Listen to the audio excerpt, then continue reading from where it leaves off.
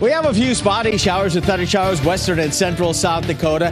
Not impossible. Some could come to the east later on this evening, but not real likely. Otherwise, whatever we get should die out during the overnight hours. We'll see lows in the low to the mid-60s. Then tomorrow, partly cloudy skies. Going to be warm again, the mid-80s to around 90. But we'll have increasing chances of rain or thunderstorms tomorrow night into Saturday.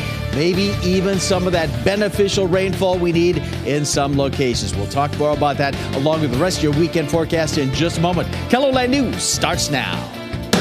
Live from KELOLAND Media Group, KELOLAND News first at 4. Sioux Falls Animal Control has a warning this afternoon about bats and rabies. We have the details straight ahead. Plus, the water levels along the Big Sioux River are once again low, meaning Falls Park isn't running as strong. And later, we are going to bring you our final report from the most recent Midwest Honor Flight as veterans honor the people who couldn't make the trip with them. Good afternoon, and thanks for tuning in to First at 4. I'm Don Jorgensen. And I'm Kelly Volk. Sioux Falls Animal Control has a warning tonight. They say 3 bats have tested positive for rabies. Now, in a typical year, only 1 to 2 bats test positive for the virus. The city has tested 29 bats for rabies so far this year, and Animal Control says it wants people to be aware. To slow the spread of the rabies virus, always have your domesticated animals rabies vaccinated. That will help prevent the spread with the domesticated animals.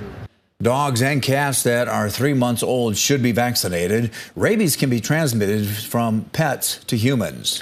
Coming up at 6, we meet a family that experienced bats in their house, and we find out what they learned. Well, millions of Americans across the Northeast are still seeing the smoke from Canadian wildfires. Lawmakers in the nation's capital say that this brings attention to the problems that western parts of the country have been dealing with for decades. KELOLAND News Washington, D.C. correspondent Basil John reports what some senators see as the root of the problem. On Capitol Hill, lawmakers pointed out multiple issues that have contributed to wildfires, as they have historically only affected states on the West Coast, and now the eastern United States is getting a taste of those challenges. Wildfire risk has reached crisis proportions, and wildfires are having more and more impacts each year. As smoke from the Canadian wildfires continues to coat the U.S., This blanketed the communities in the East Coast. If you've been outside, you can sure taste it. lawmakers and experts say more needs to be done on multiple levels to prepare the U.S. for its own wildfire season. The reason these fires have become so severe and so frequent in the West is because of unwise forest management practices. Both Utah Senator Mike Lee and West Virginia Senator Joe Manchin blame land management policies that leave forests with too much fire fuel. I don't know what the problem is there. Why people don't want to cut trees. It would be irresponsible to have this hearing and not consider the role that climate change is playing. But New Mexico Senator Martin Heinrich and Nevada Senator Catherine Cortez Masto say it's climate change that's making wildfires more frequent and more widespread, and say Congress needs to allocate additional dollars to keep firefighter staffing from reaching dangerously low levels. If Congress doesn't pass a bill to extend the pay increase by the time these funds run out, what happens? Our union is telling us they would expect 30 to 50% of our firefighting workforce would leave our service and go elsewhere, as they should, to make a living wage. Officials also mentioned they need help with securing better hours, safety precautions, and work-life balance to get more firefighters. Reporting in Washington, I'm Basil John. And this is a live look at the air quality map. Now, over South Dakota, much of the west and east are listed as moderate air quality, shaded in yellow. Sioux Falls and an area south of Rapid City are unhealthy for sensitive groups. 3 weeks ago, state officials issued an air quality alert for South Dakota due to the smoke from fires in Canada. Well, I think a lot of folks here are hoping we'll get some rain pretty soon. Rain would help, yes. We have been dry for a lot of areas, and every time we see rain, Megan, all we see is just a little bit. That is true. We do have these spotty rain and thunder showers popping up lately, but tomorrow and Saturday looks like our best chance to see more beneficial rain for a majority of KELOLAND. Right now, though, you can't tell. 85 in Sioux Falls with some sunshine. East winds are at 11 miles an hour. If we take a look at our Mobridge camera, we're looking to the south, watching a thunderstorm pop up a little bit to the south near Gettysburg. Right now, 92 in Mobridge. Here is a look at KELOLAND Live Doppler radar. We do have a few of these pop-up thunder showers in central and western South Dakota. These are hardly moving. They're producing a little bit of rain. Some are producing a little bit of lightning this afternoon. Even small hail is possible, along with stronger winds if you are under one of these showers. Right now, 92 in Mitchell and Aberdeen, 82 in Watertown, 94 in Pierre, and 86 in Rapid City. Tonight, those showers should die down around sunset. We'll have partly cloudy skies, 61 Sioux Falls, 64 in Aberdeen, 66 in Pierre, and 60 in Rapid City. Tomorrow, it's going to be another warm day, 84 in Sioux Falls, 85 in Aberdeen, 90 in Pierre, and 84 in Rapid City. Tomorrow has the better chance to see rain and thunderstorms. And tomorrow afternoon, we are in a marginal risk in southeastern KELOLAND, in that area in green, to see severe weather.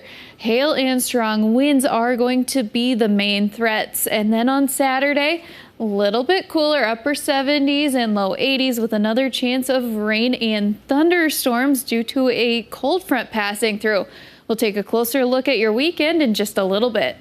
All right, thanks a lot, Megan. Well, people in Rapid City have a chance to discuss the regional airport's plan to improve transportation to and from the airport. There will be an open house meeting on Tuesday, June 27th at 2:30 p.m. at the Rapid City Council Hall chambers. The goal of the meeting is to make it easier to get to the airport by reducing wait times, alleviate traffic congestion, and improve accessibility.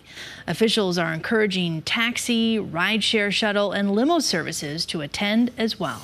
Well, if you were in the downtown Sioux Falls area yesterday afternoon, you may have heard some blasting.